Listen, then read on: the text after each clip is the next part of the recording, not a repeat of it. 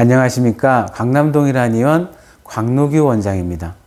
이번 영상은 태음인 과일에 대해서 알아보겠습니다.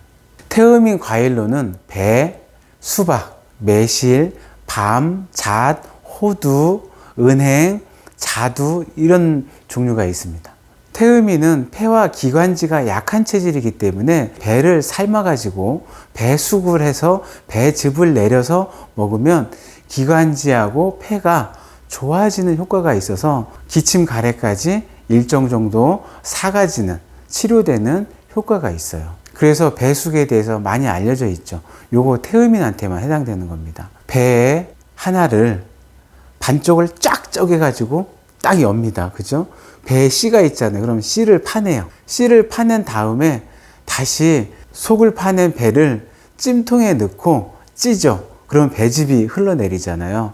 그때 찜통 밑에는 물을 약간 넣어주시면 됩니다. 그렇게 해서 내린 배즙을 먹으면 기침 가래가 삭는 효과가 있어요. 이걸 우리가 배숙이라고 하거든요. 이게 태음인 민간요법이죠. 그렇지만 배는 태음인들 갈증도 굉장히 잘 풀어지거든요. 우리가 운동을 하거나 땀을 많이 흘리고요. 그죠? 혹은 설사를 좀 하거나 이러고 나면 입에 갈증이 생기잖아요. 이때 태음인들이 시원한 배 깎아가지고 먹으면 갈증이 싹 풀리는 게 느껴집니다. 이게 배예요. 또 있어요. 배는 태음인들의 위와 장 속에 있는 열기를 식혀주는 효과가 있기 때문에 변이 시원하게 나오지 않는, 힘을 많이 줘야 되고 삐질삐질 나오고 하는 대변들이 있잖아요. 이럴 때 배를 깎아서 이렇게 또 먹으면 위와 장에 있는 열기를 식혀주면서 대변이 시원하게 잘 나올 수 있도록 도와줍니다. 태음인들한테 제일 먼저 강추하는 과일은 배입니다. 그래서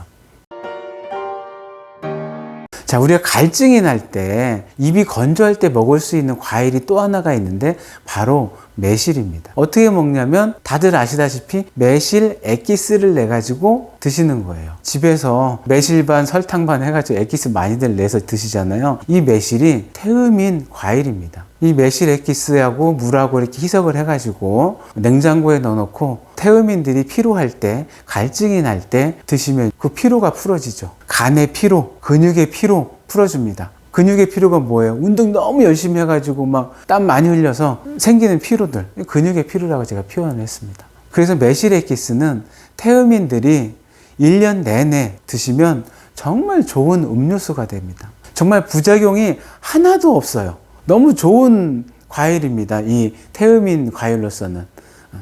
자두도 역시 단맛과 약간의 신맛이 있기 때문에 간의 피로나 근육의 피로를 풀어주는 성분들이 많이 들어 있습니다. 자두도 드셔도 되고요. 수박을 소양인 과일이라고 얘기하시는 분들도 간혹 있으세요.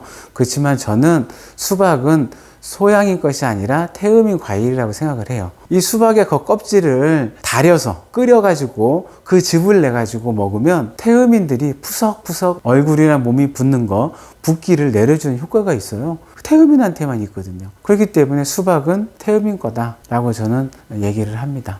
수박은 뭐냐면 몸속에 열을 소변을 통해서 배출시키는 효과가 있어요. 그래서 태음인들이 열이 많은 사람들이 수박을 먹으면 소변을 보면서 몸 안에 뜨거워진 열기를 몸 바깥으로 배출시켜 줍니다. 수박이 태음인 것이라면 우리 외국에서 들어온 과일 메론도 역시 태음인 과일일 가능성이 매우 높습니다.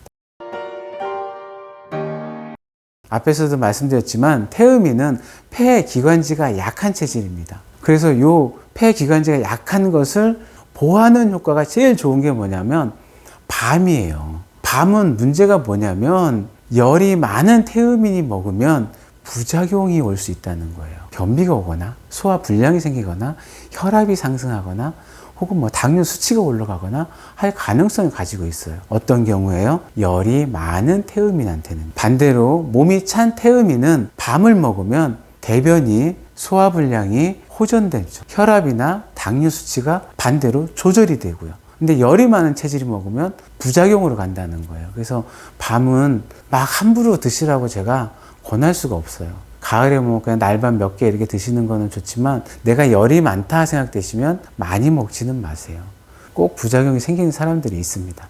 반대로 우리가 앞에 배 얘기했잖아요. 열이 많은 체질한테는 훨씬 좋은 과일입니다. 하지만 몸이 찬 태음인들이 있어요. 배가 찬 태음인들은 배를 많이 먹으면 변이 묽어지고 설사하고 배 아프고 하는 현상이 생기기도 합니다. 배와 밤은 약간 조심하시면서 드셔야 될 경우가 있어요. 그것만 조심하시면 뭐 다른 거는 다 문제 없습니다. 잣하고 호두 어르신들 많이 드시잖아요. 왜 드시냐면 폐하고 기관지가 약해져서 기침가래가 나오니까 없애기 위해서 민간요법으로 잣, 호두 이런 거 많이 드시거든요. 이거 태음인 과일입니다. 폐기관지에 끼어 있는 가래나 기침을 잦아들게 하는 효과가 분명히 있어요. 은행도 마찬가지죠. 그래서 드시면 기침 가래가 좋아집니다, 실제로. 연세 드신 분들은 잣, 호두, 은행 이런 거 드시는 거 권장합니다. 어떤 태음인이요, 태양인이 아니고 태음인이 홍시를 너무 많이 먹고 풍치가 와서 잇몸이 약해지면서 치아가 전부 흔들리는 병증이 있더라라는 아주 전설적인 얘기가 있습니다. 자, 오늘 태음인 과일에 대해서 말씀드렸습니다. 태음인 분들께 조금이나마 도움이 되셨으면 좋겠습니다. 감사합니다.